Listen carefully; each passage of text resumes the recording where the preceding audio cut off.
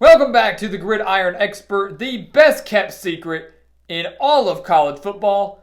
Today, bringing you our 2020 SEC football predictions recap.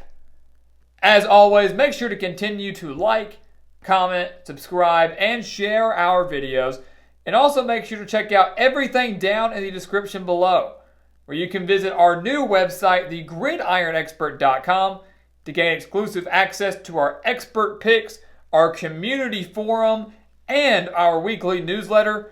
And also make sure to follow us on all of our social media pages over on Facebook, Instagram, and Twitter. So the SEC is known as the best conference in all of college football, which means that usually, regardless of what division you're in, you're bound to have some tough competition. And we believe that's exactly going to be the case in 2020. We'll start over here in the Western Division. Of course, remember, if you would like game-by-game analysis for all 14 SEC teams, figure out who we have each team beating and each team losing to, make sure to go check out our SEC football playlist or just go find the individual videos on our channel. I promise it's some analysis and insight that you guys do not want to miss.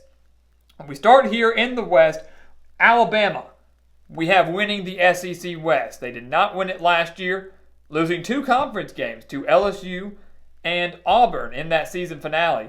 But we have them getting back to the SEC title game this year with an 11-1 record, going 7-1 in conference play. So guys, that's going to be the key here. Look, Alabama, they're going to bounce back. Last year, by Alabama standards, it was a disappointment. But I think they bounced back this year. The defense should be fully healthy. They retained both of their coordinators. I thought Mac Jones played well, all things considered. Najee Harris has a chance to be the best running back in the SEC, and the wide receiver core is still very solid. But I just don't see Alabama going undefeated. Just don't see the Crimson Tide going undefeated this year. They will slip up somewhere.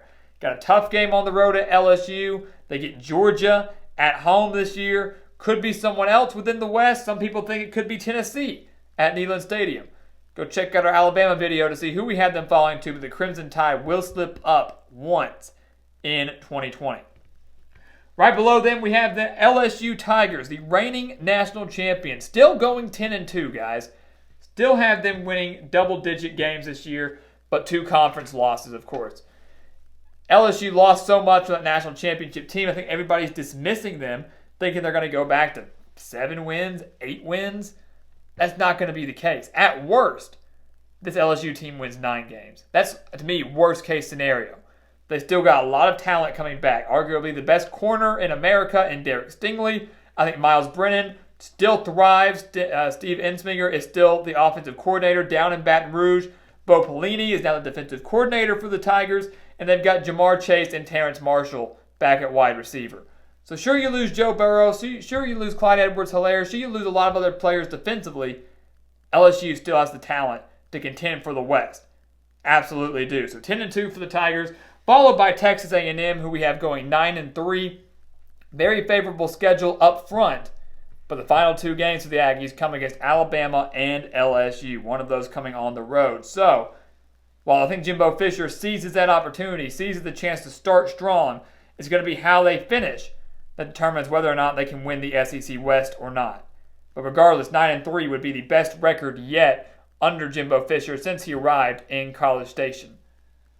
Right beneath the Aggies, we have Auburn going 8-4, tied with Texas A&M within conference play, going 5-3. You look at Auburn this year, guys, a lot of it's going to come down to, can they replace the loss of starters defensively?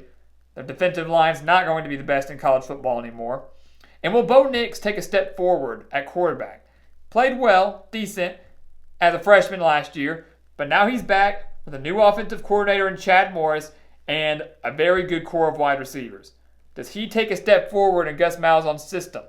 And if he does, is it enough to win 9 or 10 games and challenge Alabama and LSU again for the SEC West crown? So I know 4 losses might be a disappointment for some. I could very well see Auburn getting to that 9-3 mark. I just don't think they're going to get there this year. So right below them, you kind of see the separation here in the West. You've got your 4 elites. We've said that over and over again. We've said Alabama, LSU, Texas A&M, and Auburn are the 4 teams that can compete for the SEC West this year. Ole Miss, Mississippi State, and Arkansas will be decent, but nowhere near contending at the top of the division. Ole Miss in year 1 under Lane Kiffin, all 3 of these I should add having brand new head coaches in Lane Kiffin, Mike Leach, and Sam Pittman. Ole Miss under Lane Kiffin going 6-6 in our eyes, 3-5 in conference play, and I think that's a success.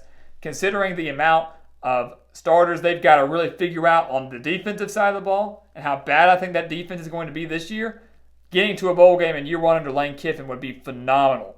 So 6-6, not too bad for them. 6-6 for Mississippi State, not too bad for them. Mike Leach comes in, implements the air raid offense down in Starkville. He's got a great running back in Kylan Hill. He's got a great quarterback in KJ Costello. But he's got to build chemistry with a weaker wide receiver core, and the defense only returns 4 starters, and that's never been known to be a strength under Mike Leach. So a lot of questions there for Mississippi State, but they still have the talent to get to the postseason. And I think for both of these Mississippi schools, getting there this year would be a very successful season for brand new head coaches. And then Arkansas, with their brand new head coach, don't think they're going to go bowling. I don't think they're going to be able to get there this year, but I do think they're going to win a conference game. As a matter of fact, I think they win 2 conference games. That offense for Arkansas, guys, do not underestimate them. Felipe Franks in at quarterback. Rakeem Boyd's one of the best running backs in the SEC. Very underrated wide receiver core. The defense is now led by Barry Odom. The defense, to me, will ultimately be the downfall for the Razorbacks in determining whether or not they get that 1 extra win to send them to the postseason. I think that's going to be maybe next year. But Arkansas will be way more competitive. They will win an SEC game, and that's way better than anything they got in 2 years under Chad Moore. So Sam Pittman certainly has the Hogs heading in the right direction. So that's your Western Division, guys. That's the West Division of the SEC. Everybody going bowling except for the Razorbacks, but certainly do show signs of improvement. We head over to the East here, and to me, this is the more intriguing of the 2 divisions. Usually it's the West. We always talk, usually it's the West Division. It's Alabama going to win it again? Will it be LSU? Got Texas A&M and Auburn now. It's going to be tough. It's going to be competitive, like I know. But the big storyline in all of college football this year is, can Florida dethrone Georgia? Can Florida get over the hump? Do they beat Georgia? Do they win the East? And if they win the East, do they get to the playoff? Unfortunately, we don't think they win the East. Doesn't mean their playoff hopes are dashed because we have both of these teams going 11-1 and 7-1 in conference. So obviously the lone loss for Florida is to Georgia.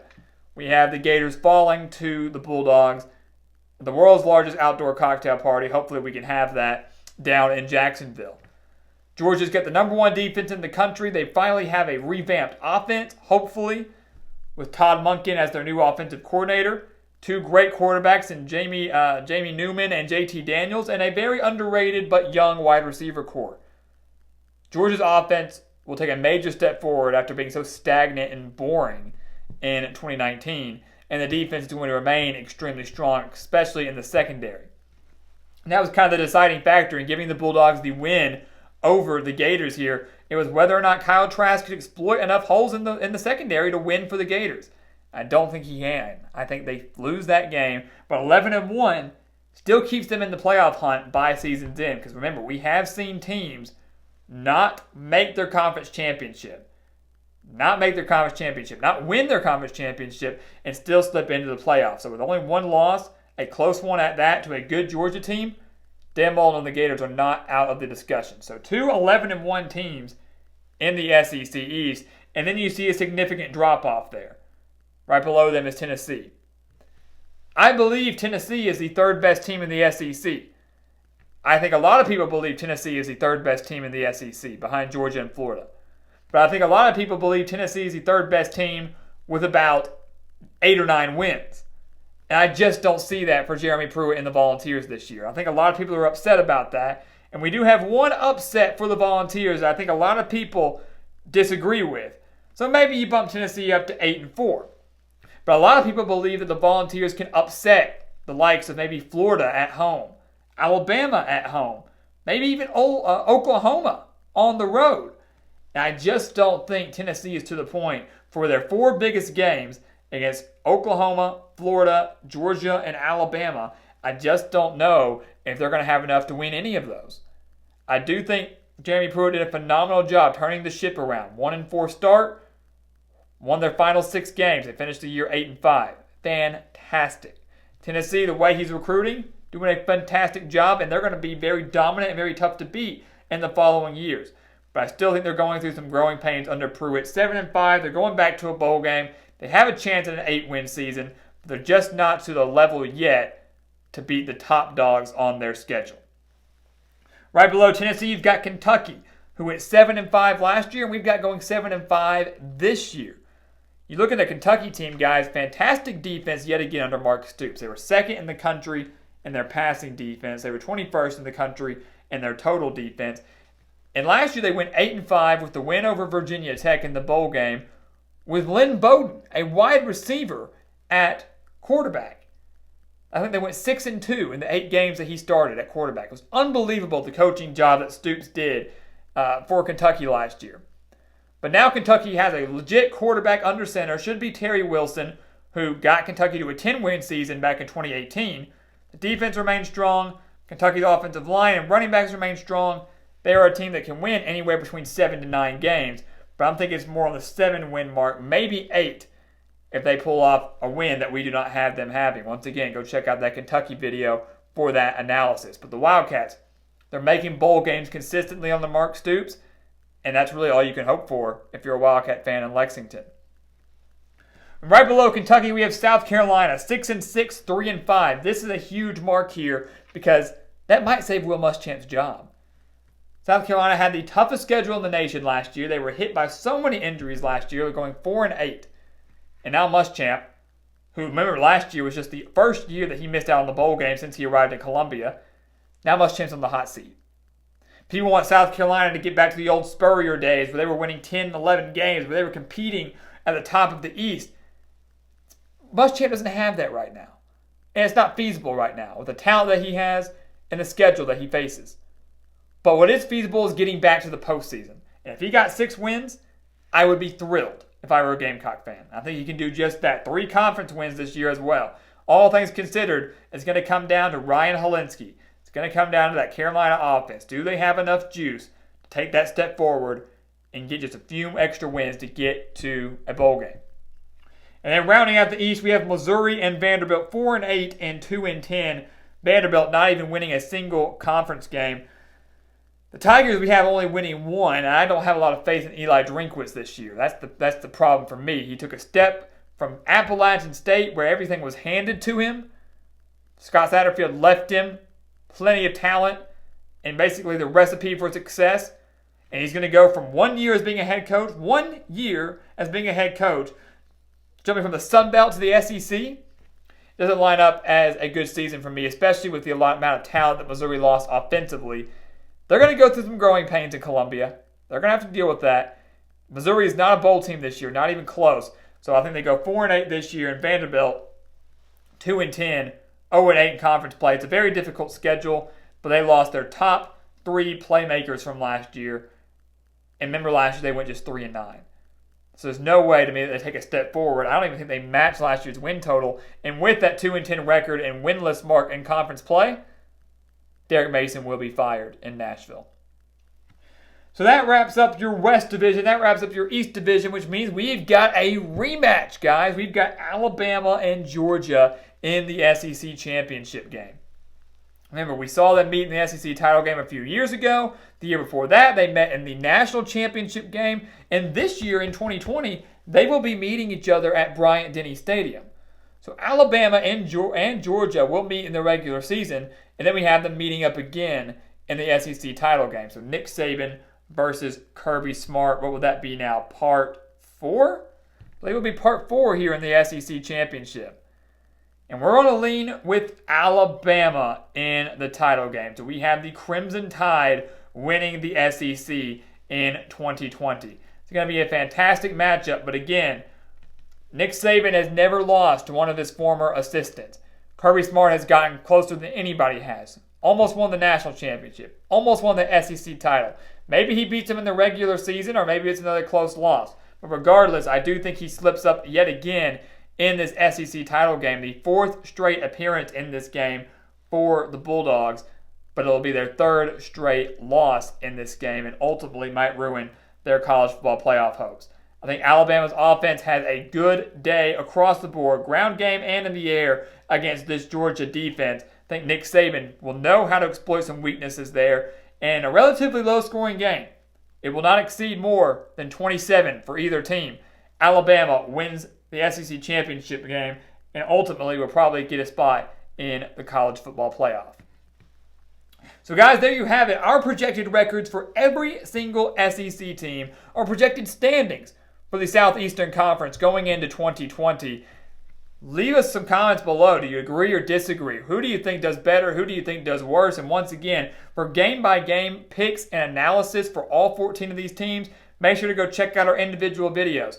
We've got tons of analysis and content over there that we didn't give you here, so do not miss out on that. But our 2020 SEC projected standings, the best conference in college football, it's going to provide a lot of fireworks for this upcoming season. So guys, thank you so much for watching us here at the Gridiron Expert on YouTube.